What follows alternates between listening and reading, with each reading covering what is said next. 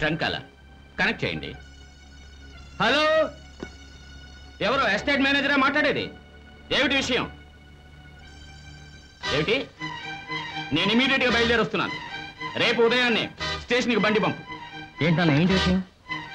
మీ అన్నయ్య యువరాజుని ఎవరో కొత్తగా వచ్చిన ఇన్స్పెక్టర్ అరెస్ట్ చేశాడు. Hello, inspector Rajasekhar. నేనే.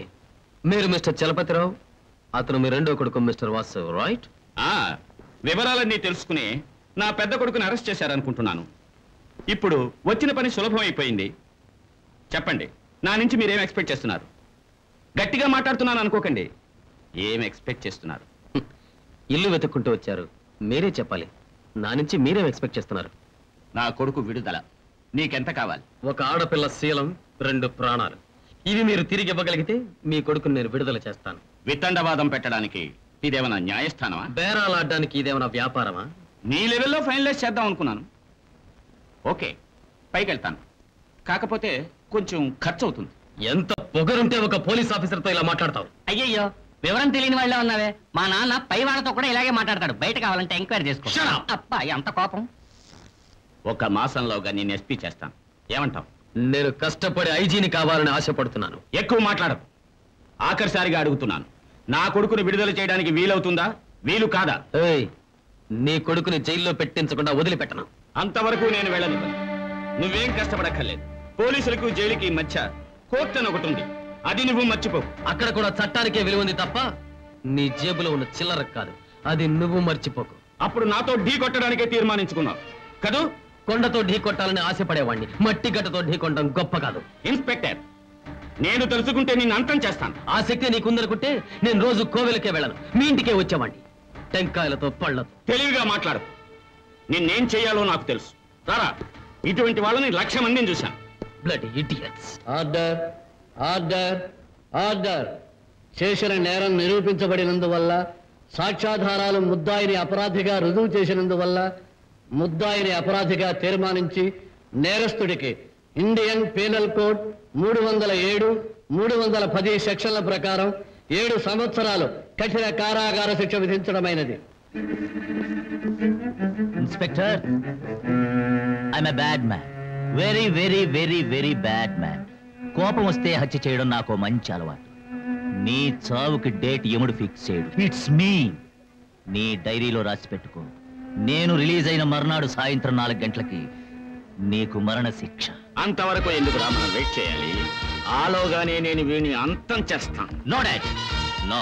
యు నో, పిచ్చి కుక్కను ఈడ్చుకు వెళ్ళినట్టుగా వీధి వీధి నాకు సంకెళ్ళు వేసి ఈడ్చుకు వెళ్ళాడు.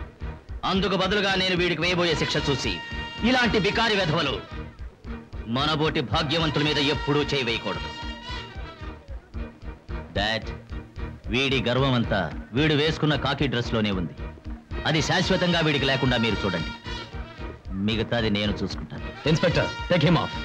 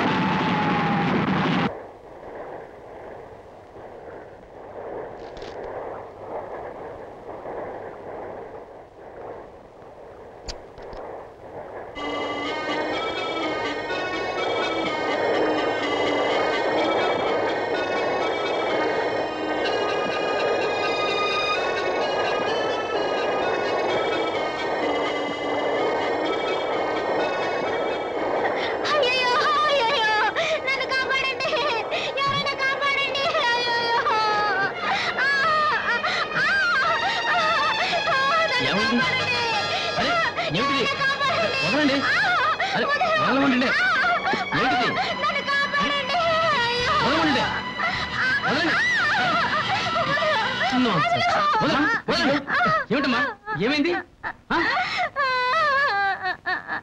నేను పడుకున్నాను. నన్ను చెరిచి